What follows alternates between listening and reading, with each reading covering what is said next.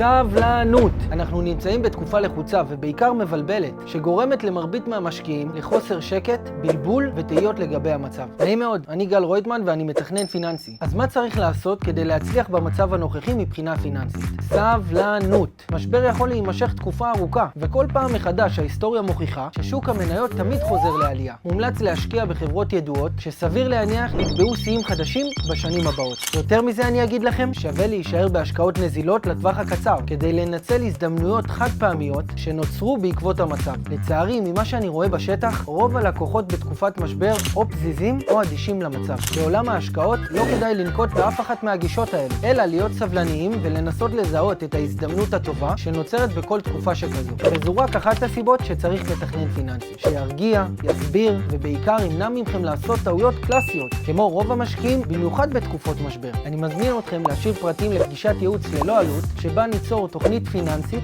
שמתאימה לכל אחד ואחת מכם. אין עוד זמן לבזבז, יש עוד זמן להרוויח.